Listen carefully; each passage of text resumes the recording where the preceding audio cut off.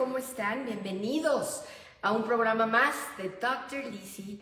Bienvenidos a toda la comunidad de retos femeninos y bienvenidos a ti, que por eso hacemos estos programas, porque eso es una comunidad increíble para crecer, para aprender, para unirnos y aprender de temas que son súper importantes y que nadie nos los enseña. Ricardo, bienvenido. Ahorita le voy a dar la bienvenida a nuestro querido doctor Montoya porque vamos a platicar de un tema muy importante que es el duelo infantil. Cuando pensamos en duelo, los adultos pensamos en nuestros propios duelos y pérdidas, pero ¿tú sabías que los niños también experimentan duelo, que experimentan pérdidas, que experimentan lutos cuando pierden a un ser querido, cuando pierden a un amigo, cuando pierden una mascota inclusive? Cuando los cambias de colegio, se tienen que mudar a otro país. Entonces, hoy yo quiero ayudarlos a ustedes, junto con el gran invitado que tenemos el día de hoy, el doctor Jorge Montoya, que nos acompaña desde Colombia, desde mi tierra de nacimiento, para que podamos ayudar y entender qué es lo que les sucede a los niños cuando están en un proceso de duelo. Porque, ¿qué crees? Que los niños lo experimentan diferente que los adultos. Y el doctor Montoya hoy nos va a ayudar a que podamos ser muchísimo más eficientes en nuestros roles como padres, que ojalá que los niños trajeran su manual, pero no lo. Gracias por unirse a este live. Los invito a que participen en el chat, que hagan preguntas al doctor y que nos permitan al doctor y a mí acompañarlos. Hola, doctor, bienvenido, ¿cómo estás? Muy bien, muchas gracias. Encantado de estar aquí contigo. No, hombre, yo encantada de estar contigo y además sé que estás en mi tierra de nacimiento, así que un beso enorme a mi querida Colombia. Sí, aquí estoy en Medellín y bueno, aguantando un poquito de calor, pero ahí vamos. Ah, bueno, Doc. Pues este tema es muy importante. Se nos une una comunidad divina de personas que están buscando crecer, aprender y ser mejores. Gracias por aceptar esta invitación. Sé que hay un evento muy importante el viernes. Ahorita platicamos de él, pero ¿qué tal si platicamos un poquito de los duelos que experimentan los niños? Porque pensamos que solamente nos duelen a los adultos, pero los niños también experimentan duelos. Y usted es un experto en duelo, doctor Montoya.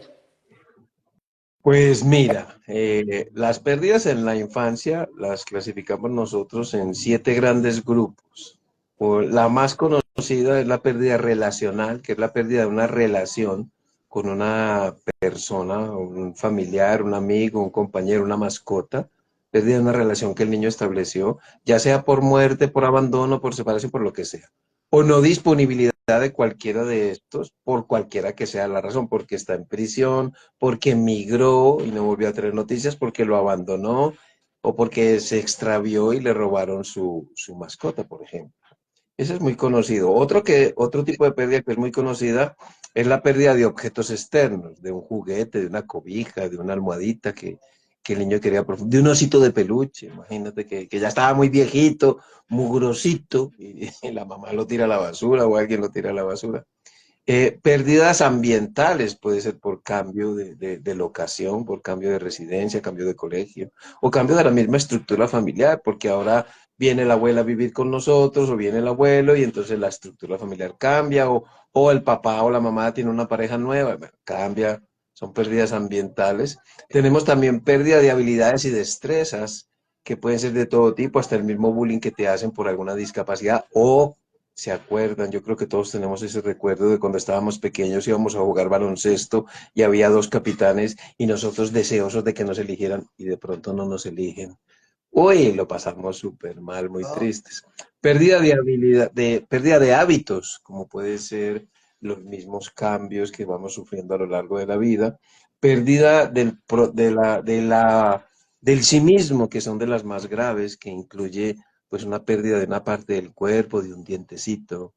Antes la niña María era muy famosa por su sonrisa y sus dientes tan bonitos, ahora se cae, y como se dice en México, ahora no se llama María, sino Cindy, sin diente, y le hacen hasta bullying, ¿no?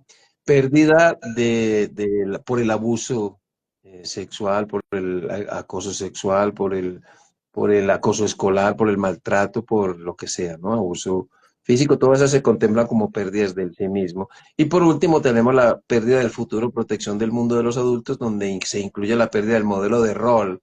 Por ejemplo, ahora que puede ser que se perdió el rol del papá porque es un alcohólico, es un drogadicto y no ejerce ningún rol, o como estamos asistiendo a familias diferentes, ¿no? Familias que no son las tradicionales, o pérdida de la escuela como un lugar seguro. Has visto que en Estados Unidos, en algunas escuelas, a los niños los llevan, los mandan a la escuela con chalecos antibalas, ¿no? Qué Por horror. las tragedias que ellos han vivido. Entonces, como ves, no todo es por muerte. Hay muchos tipos de pérdida que es un desperdicio. Mira, tanto tú como yo tuvimos muchas pérdidas en nuestro crecimiento, pérdidas de mediano, poco o gran impacto en nuestro mundo personal. ¿Y cuántas veces se sentó alguien a nuestro lado a decirnos, sí, mi amor, mira, cuando eso pasa es muy bueno hacer ejercicio, es muy bueno la silla vacía modificada, la competencia de estímulo? No, nos tocó crecer con lo que podíamos, como se dice en México, échale para adelante, échale ganas, y aquí pues hágale, siga, y sin poco acompañamiento, ¿no? Entonces, ¿con qué llegamos a crecer, a enfrentarnos a una pérdida de gran impacto? Con nada. Y eso es lo que queremos corregir precisamente. Pues yo te contaba y le cuento a toda esta preciosa comunidad que siempre nos acompaña que mi mamá se murió cuando yo tenía 21 meses y yo desarrollé una dermatitis nerviosa en los pies, entre otras cosas, pero yo me acuerdo que en casa la manera en que mi papá trató de lidiar con esta situación de pérdida tan grande fue, pues aquí no pasó nada, ¿no? Llevarnos al cine, llevarnos al parque, ¿Listo? era entre eso y yo no quiero que digan pobrecitos de estos niños huerfanitos. Entonces, teníamos que además actuar como niños que no habíamos tenido una pérdida tan grande. Y yo estoy segura que yo narro mi historia, pero que puede tocar la historia tuya, que nos estás acompañando, porque a lo mejor de niño perdiste a tu abuelita, o a lo mejor perdiste a un tío, a lo mejor de verdad perdiste a un compañerito, o perdiste un perrito, o a lo mejor todas estas cosas que nosotros como adultos tenemos más capacidad emocional para manejar, de niños no la tenemos, Doc. Entonces muchos de las mamás y papás que nos acompañan se van a sentir súper agradecidos si nosotros podemos decirles algunas de las manifestaciones que pueden tener los niños frente al duelo, frente al luto. Porque no es como que lleguen con el adulto o como el adulto, ¿no? Ay, estoy muy triste. O te echas en la cama y te haces bolita. Los niños tienen maneras de expresar su tristeza, su duelo, su luto de otras formas. Por ejemplo, si son chiquitos y ya aguantaban hacerse pipí, no hacerse pipí en la cama, de repente pueden empezar a tener regresiones, ¿verdad? O pueden tener terrores nocturnos, o pueden de repente volverse mucho más, como más chiquitos de su edad cronológica en una necesidad de recibir un poco de apoyo, ¿no? De contención, si es que así le pudiéramos decir. Sí, fíjate que la manifestación, pues esos son, no son tanto manifestaciones de duelo, sino como estrategias de defensa, ¿no? El niño se defiende haciendo regresiones. Una de las manifestaciones que es una manera de defenderse el niño, que es quizá la más común de todas las manifestaciones del duelo infantil, es la hiperactividad. Se vuelven extremadamente inquietos por una razón muy simple. El movimiento es una forma muy primitiva de descargar angustia. Y además el niño ve, porque lo ha visto muchas veces, animalitos muertos, mariposas, cucarachas, hormigas, pajaritos muertos, ve que lo que está muerto no se mueve. Y para él muerte es inmovilidad y vida es movimiento. Entonces quiere expresar vida, huir de la pasividad que significa la muerte. Entonces se vuelven muy hiperactivos y obviamente todas estas conductas, la conducta regresiva, la irritabilidad, los trastornos de conducta, los trastornos del sueño, los trastornos del apetito, muchas veces, sobre todo estos trastornos de conducta, y la irritabilidad y la conducta regresiva, no son bien recibidos, ¿saben? ¿Sabes? Son mal afrontados desde el adulto, son a veces hasta castigados cuando lo que está haciendo el niño es defendiéndose. En parte por ignorancia, porque si hablamos de tanatología, que poca gente sabe qué es eso, pues la tanatología infantil es todavía como la cenicienta, de esa sí que se sabe menos en el público en general. Bueno, es dolorosísimo. O sea, yo me acuerdo haber trabajado cuando estaba en mi formación de psicoterapia psicoanalítica para niños y adolescentes en un hospital de niños, que era un hospital, es un hospital muy reconocido en México, donde pues la mayoría de los niños que estaban ahí se iban a morir, porque eran casos muy, muy tristes. Yo considero que probablemente esa sea una de las emociones más fuertes para manejar. O sea, la muerte, por ejemplo, de un hijo, no tiene ni nombre siquiera, pero regresando al tema de los duelos de los niños, como papás, ¿cómo podemos nosotros ser de ayuda para nuestros hijos en vez de cerrarles las puertas de que puedan sanar este dolor o este luto dependiendo de lo que sea? Porque bueno, ahorita con lo que hemos vivido los últimos años por la pandemia, mira que ha habido pérdidas, mira que hay niños que se han quedado sin sus papás, mira que hay papás que se han tenido que separar físicamente porque económicamente se quedaron sin trabajo, sin una fuente de ingreso, o cuántas parejas se separaron o se divorciaron, o cuántos niños se han visto expuestos a la irritabilidad y mismo mal manejo emocional de sus propios padres en casa. Entonces, como papás, ¿qué hacemos, doctor Bueno, Montoya? pues mira, vamos a aclarar primero dos conceptos que son fundamentales. Primero, los niños no son resilientes. La resiliencia proviene de la capacidad de afrontar los hechos dolorosos de la vida y salir victoriosos. Y para lograrlo se necesita de una muy buena disponibilidad de recursos internos y externos para alcanzar este éxito. Y las pérdidas en la infancia ocurren en una edad de muy pobres habilidades cognitivas y sociales, con lo cual la recuperación de los niños depende enteramente de quienes le acompañamos. Y si quienes le acompañamos no conocemos el duelo infantil y de cómo trabajar con ellos, pues va a ser muy complicado. De ahí las graves consecuencias, entre otras cosas, que tiene el duelo infantil. Y lo otro, también muy importante, es reconocer que la pérdida en sí no es tan traumática, por muy traumática que sea, como puede serlo el hecho de que quienes le acompañamos no sepamos hacerlo. Ahí es donde está, digamos, la mayor gravedad. Pero la pérdida en la infancia, si la miramos en todo su contexto, ¿por qué es tan compleja? Por una razón muy sencilla, por la forma de los niños pensar. Desde alrededor de los 2 años, más o menos hasta los 10, 12 años, y hay adultos que todavía persisten con mucho pensamiento mágico y egocentrismo que hace parte del desarrollo del pensamiento, le hace creer al niño que todo lo que sucede tiene que ver con él, que él es el causante de todo lo que pasa. Y si eso no se aclara o no es debidamente aclarado o el niño no es debidamente acompañado, vienen pues todos los trastornos de conducta que conocemos, que se relacionan con pérdidas. Y por otra parte, hay un fenómeno que mucha gente desconoce y es el siguiente: cuando un niño se enfrenta a una pérdida y ve todo el desorden en la casa, todo lo que él está sintiendo, ve que ya no son los mismos cuidadores porque ahora sus caras muestran otra cosa. El niño puede decir, yo no soy capaz con esto, y lo hace a un lado.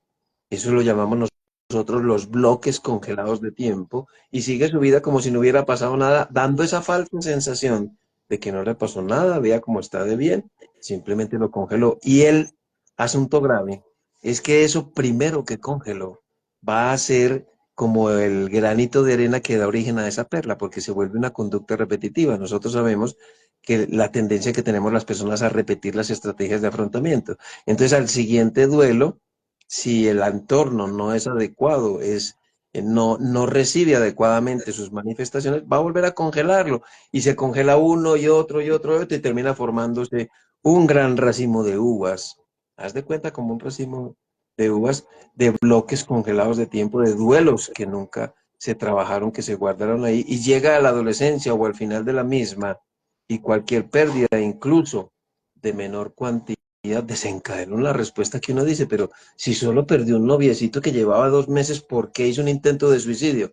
Porque esa pérdida dio origen a un descongelamiento y se le vino todo eso que tenía guardado. Por eso nosotros siempre decimos y le enseñamos a la gente que las pérdidas en la infancia deben ser vigiladas, seguidas, por lo menos hasta el final de la adolescencia. wow, todo ese proceso. Y fíjate que no, como tú bien lo decías, mucha gente no sabe ni siquiera qué es tanatología, pero mucho menos tenemos el manual de nuestros hijos o cómo poderlos acompañar en los duelos que experimentan, porque a lo mejor para un adulto pues puede no significar mucho la pérdida de un pajarito que le regalaste a tu hijo, pero para tu hijo a lo mejor era su más grande compañía y era quien le cantaba todas las mañanas al oído cuando tenía miedo o tenía susto. ¿Qué podemos hacer nosotros como papás para ayudar a nuestros hijos en procesos de duelo y de pérdida, Doc? Bien, lo primero es cuando lo que hay que hacer, y es un complemento de la pregunta que me hacías antes, lo primero que tenemos que tener presente es que tenemos que adquirir información, ¿no? Cultura de duelo infantil, porque sin información el proceso de recuperación, de acompañamiento, perdón, a los niños va a ser sumamente difícil. Y lo segundo es tener una mente abierta y darnos cuenta que necesitamos acompañamiento, necesitamos ayuda.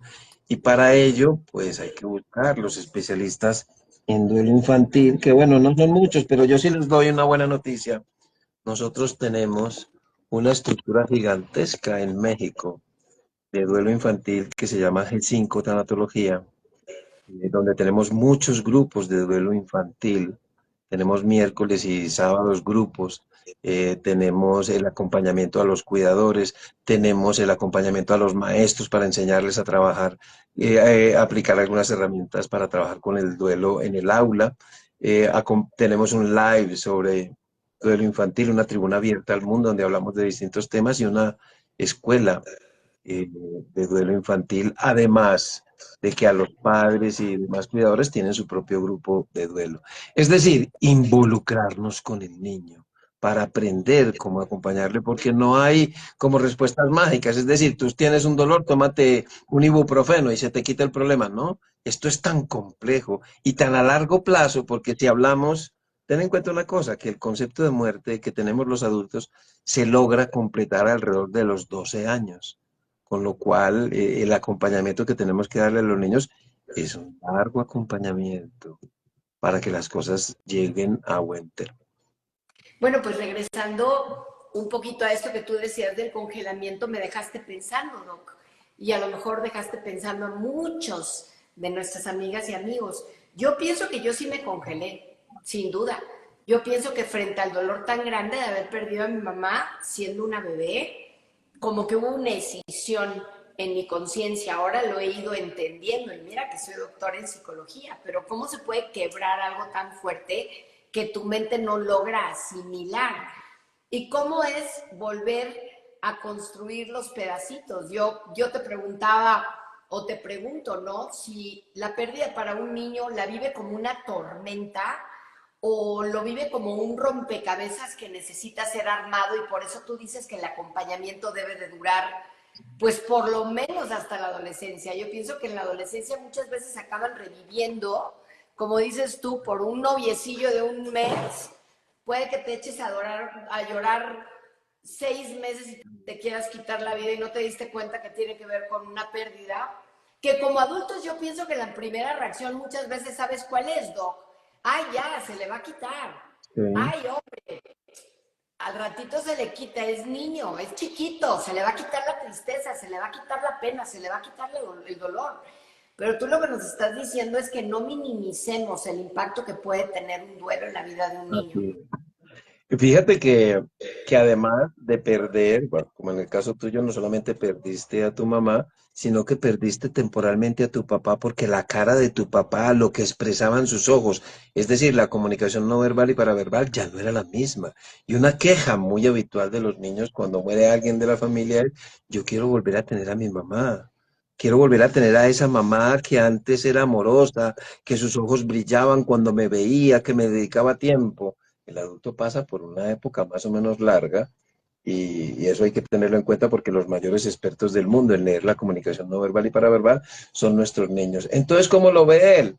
Lo ve sobre todo, primero, se altera mucho su rutina y ya sabemos que la alteración en la rutina descuadra mucho a los niños, los altera mucho y lo puede ver simplemente como te digo, lo puede congelar si considera que no es capaz de manejar eso, o comienza a expresarlo como hemos visto con cuadros regresivos, con oleadas de angustia aguda en forma de pataletas, con un fenómeno que llamamos anulación psíquica, que es una alteración en su capacidad de procesar la información que recibe. Puede aparecer la culpa porque el pensamiento mágico y el egocentrismo pues están detrás de esa culpa irracional que se presenta tan frecuente en el duelo. Puede haber alteraciones en el apetito, en el sueño, todo lo que hemos mencionado y que conocemos, pero digamos que las manifestaciones que menos conocemos son los bloques congelados de tiempo y los trastornos conductuales que contemplamos como el síndrome del niño bueno, síndrome del niño malo, síndrome del niño psicosomático, síndrome del niño matón, síndrome del niño payaso, síndrome del niño cerebrito y el trastorno mixto. Esas manifestaciones del duelo infantil pues no se mencionan porque mucha gente no las conoce y A nosotros ver, las vemos con mucha me frecuencia. gustó porque creo que me identifiqué bastante con él. La primera manifestación, el síndrome del niño o de la niña, ¿qué dijiste? Síndrome del niño bueno, mira, estos tres primeros síndromes, síndrome del niño bueno o niña buena, pues, síndrome del niño malo y síndrome del niño psicosomático, tienen que ver, digamos que el sustrato que hay detrás es una culpa no aclarada. El síndrome del niño matón, síndrome del niño payaso y síndrome del niño cerebrito, lo que hay detrás es soledad y no acompañamiento del duelo infantil. Entonces el niño se la busca para llamar la atención con este tipo de conductas. Y el mixto pues refleja una atención francamente negligente del duelo infantil. Wow. Entonces los niños también se pueden enfermar igual que los adultos cuando no pueden manejar sus emociones. A ver, yo no sé si tú conociste alguna vez algo que se llama el asma de los viernes. La crisis asmática del niño asmático que le da todos los viernes. ¿Por qué? Porque los padres salen de parranda el viernes y él no quiere quedarse solito. Eso se llama, en medicina se conoce hace muchos años, el asma de los viernes. ¡Sas! Y frente al asma de los viernes, los papás, pues no se trata tampoco de que dejen de salir, ¿no? ¿O cómo? ¿Cómo ayudamos a nuestro niño que se sienta seguro a pesar de las... Porque una plática muy interesante que tenemos los colegas que somos psicoterapeutas de niños y adolescentes tiene que ver con qué tanto nosotros tenemos que volcarnos frente a la vida del niño para adaptarnos a su mundo en el crecimiento, o qué tanto tenemos que ayudar a nuestros hijos a que se adapten a la realidad de la familia en la que viva. Y si resulta que esos papás el viernes, pues es el día en que romancean y es el día en que de verdad necesitan aire para ellos, porque los niños pueden ser también increíblemente demandantes, especialmente si tienen algún tipo de sintomatología o hiperactividad o agresiones o... Entonces, ¿cómo ayudar a los niños a que no vivan, por ejemplo, el que sus papás se vayan que el viernes a cenar o al cine, o que no lo vivan como algo tan trágico, tan doloroso, para que no tengan que tener un asma que entre comillas haga que los papás dejen de salir, ¿verdad? Porque se quedan Sí. a cuidar al niño. Es que, mira, si analizamos por qué un niño que sufre de asma, que fue la primera enfermedad psicosomática, si un niño tiene asma y hace las crisis, porque sus padres se van, preguntémonos, ¿por qué la hace? Es que no tiene otras estrategias para manejar esa ansiedad de separación, qué es lo que está pasando, cómo es la vida de ese niño que no ha aprendido otras estrategias de afrontamiento porque eso generalmente obedece a una gran ansiedad de separación y sabemos que la ansiedad de separación tiene mucho que ver con una construcción inadecuada de una base segura o de un manejo inapropiado de la permanencia del objeto, un logro inapropiado de la permanencia del objeto. Entonces, tú tienes que analizar, bueno, si eso pasa es porque algo pasó atrás en su primera infancia que tendremos que diseñar otras estrategias para corregirlo. Porque bien lo has dicho, la idea no es que dejen los padres de salir, sino que busquemos la raíz de esa conducta. Eso me parece súper interesante y también me parece interesante ayudar a los papás. No sé qué opines tú, así como los estamos diciendo, infórmense, pues también que no se sientan sientan culpables, porque muchas veces de verdad como papás no sabemos qué hacer frente a las cosas que están viviendo nuestros hijos. Probablemente algunos de los regalos que se están llevando ustedes el día de hoy es, primero que nada, hacer conciencia de que algo sí está pasando. Y si no sabes cómo ayudar, pues en México tenemos un grupo maravilloso de apoyo, porque como pueden ver, esto es un tema multidisciplinario. No está hablando el doctor de que vamos a tomar al niño y le vamos a dar terapia de apoyo, no. Estamos hablando de que va a tener el niño el apoyo por parte de su familia, pero también en la escuela van a tener una guía de cómo ayudar al niño, cuando a lo mejor la pérdida es en la misma escuela, de un tema de bullying, por decir algo. Entonces, me encanta que tengamos este grupo en México y además me encanta esta alianza México-Colombia, porque el viernes hay un evento muy interesante, presencial y online. Platícanos un poco de esto para todas las amigas y amigos que se han acompañado a este programa, que realmente me saqué de la manga por Clarita, porque la adoro, porque el tema se me hace súper importante y porque siempre quiero, desde la conciencia, ser un puente de apoyo y de ayuda para que todo el mundo tenga la posibilidad de recibir lo que necesita para crecer y convertirse en el héroe de su vida. Así que cuéntanos de lo que va a pasar el viernes para todas las personas que a lo mejor tienen a un niño con un duelo, un luto, una pérdida y de verdad no saben qué hacer, porque no saben cómo manejar lo que está sucediendo.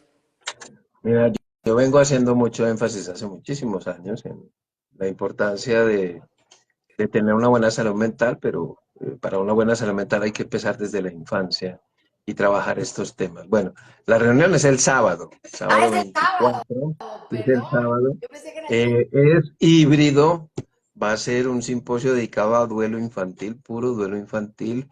Va a ser en un colegio muy conocido aquí, no sé si tienes, recuerdas o conoces de colegios de aquí, es el Colegio Pinares, en el ámbito escolar, con lo cual pues es un logro impresionante que un colegio nos haya abierto para hablar de duelo infantil y vamos a tener pues a una persona muy importante que lleva muchos años aquí trabajando con los niños, que es la directora de Hola Bebé, que es la doctora Sandra Barrientos.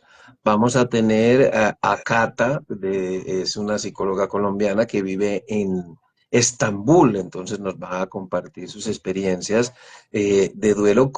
Ella es maestra en una escuela turca y nos va a contar su experiencia con los niños en duelo y cómo está haciendo ella un trabajo de hacer un inventario de pérdidas con los niños turcos. De hecho, tradujo el inventario de pérdidas que usamos al turco, pues para hacer el trabajo con ellos. Vamos a tener varias personas de México, vamos a tener desde Monterrey a la doctora Marta Garza, que ella es médico jubilada, urgencióloga, que es la coordinadora general de G5 Tanatología de nuestro grupo. Vamos a tener a Jackie, a Jacqueline Gutiérrez desde Guadalajara. Ella es la directora ejecutiva de la Escuela Internacional de Tanatología, Jalisco. Vamos a tener a Lolis, María Dolores, ella es maestra en una escuela en Monterrey y nos va a compartir el código Panda, que aquí luego les digo que es el código Pandita, el código Panda, y vamos a tener, bueno, y lo estaremos, en este momento no me acuerdo quién más, pero creo que somos, esas personas van a estar desde Zoom, ¿no? De manera virtual, va a ser híbrido, abierto a todo el que quiera, muy barato en pesos colombianos, son 25.000 pesos colombianos, en pesos mexicanos es 250 pesos, que también es muy baratico, y en dólares son 14 dólares. La gente de afuera pues se paga por PayPal y se pueden comunicar pues conmigo o con Sandra Barrientos, y ya luego pasaríamos los datos, este sábado. Va a ser un inicio, ¿no? Es lo que yo hace un momento estaba en otro live y les decía que no es más que el comienzo, ¿no? De abrir un espacio para continuar. Este simposio será el primero de muchas reuniones, de mucho trabajo que tenemos a nivel escolar aquí en la ciudad, pues para que Medellín sea también como un foco de desarrollo de lo que es la cultura del duelo infantil. Me encanta, porque Medellín además se ha distinguido como la mejor ciudad del mundo en años pasados por todo el esfuerzo que han hecho para unir, para que no haya una separación, para que todo el mundo pueda tener acceso a la educación. Bueno, yo estoy muy contenta de esta unión, de este evento. Me encantaría que me regalaras un teléfono o un correo electrónico donde la gente se pueda poner en contacto contigo para que lo pueda subir, porque este live se va a quedar un ratito, pero después ya pueden ver la entrevista completa en mi canal de YouTube y Ahí te la puse mi podemos compartir. correo en los comentarios, montedeolla@gmail.com. montedeolla@gmail.com. Ya escucharon. Qué increíble que la distancia no nos separa.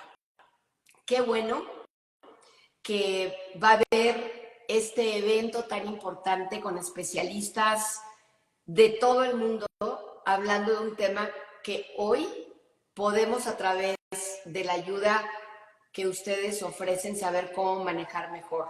Porque como bien dije al empezar el programa, pues es que no nos enseñan a ser líderes, no nos enseñan a ser mamás, no nos enseñan a ser papás, pero eso no quiere decir que no lo podemos aprender de la mano de grandes maestros y de personas que tienen una vocación por ayudar. Y la infancia es súper importante. Esos 7 años primeros de vida, de verdad que marcan algo trascendental en lo que queremos inconscientemente seguir repitiendo. Así que empecemos por hacer pautas para poder reprogramar nuestra mente y reprogramar nuestro corazón y ayudar a nuestros hijos a transitar por los duelos que la vida les presente.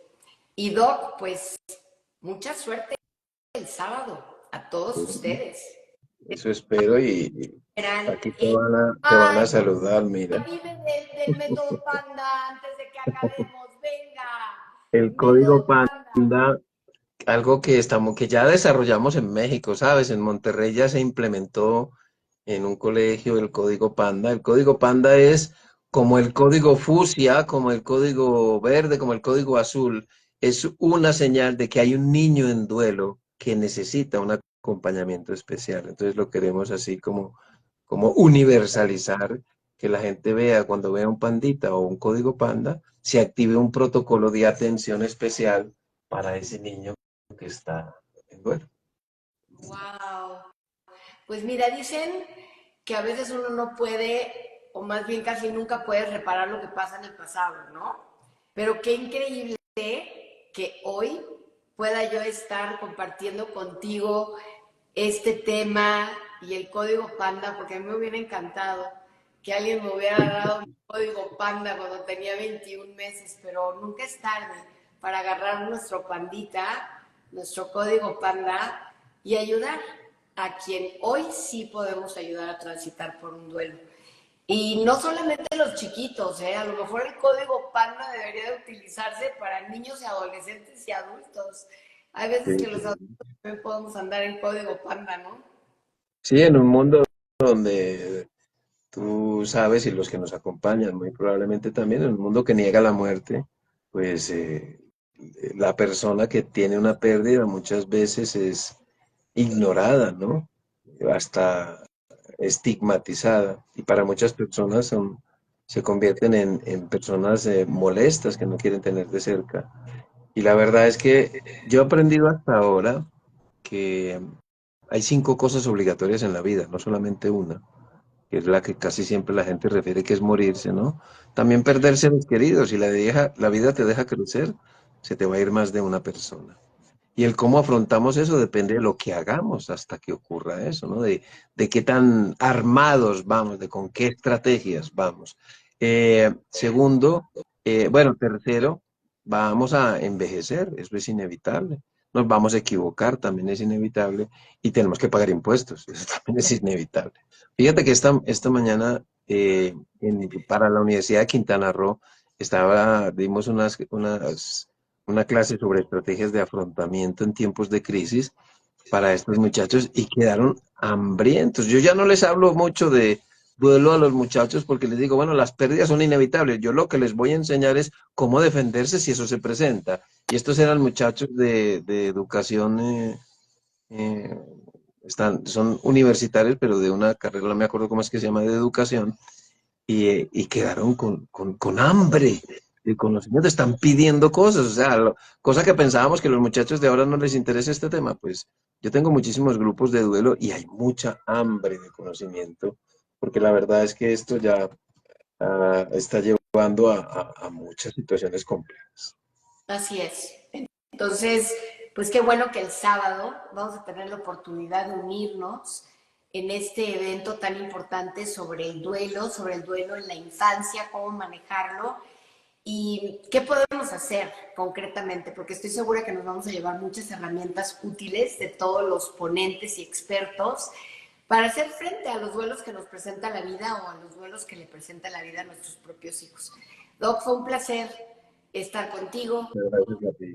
tu comunidad, unir estos dos países que siempre estamos unidos en corazón y ahora pudiendo exportar e importar lo que se dice en inglés, share knowledge o compartir conocimientos. Así que gracias por este espacio, gracias por regalarme a mi preciosa comunidad esta información y quien la necesite que la use, porque para eso estamos aquí. Así que un placer, Sasso. Gracias a ti. Éxito, que les vaya Gracias. bien.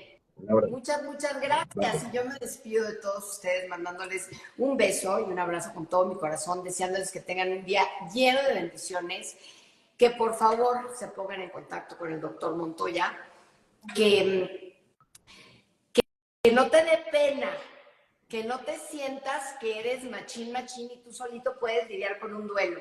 O si estás viendo que tu hijo está completamente descontrolado y tú te estás sacando de quicio, no lo hagas, porque eso no lo va a ayudar. Mejor haz algo que realmente sirve. La inversión es mínima y lo que estamos haciendo es poder compartir información para vivir mejor. Así que, les mando un besito, que Dios los bendiga y que nos vaya muy, pero muy bien. Muchas gracias. Bye bye.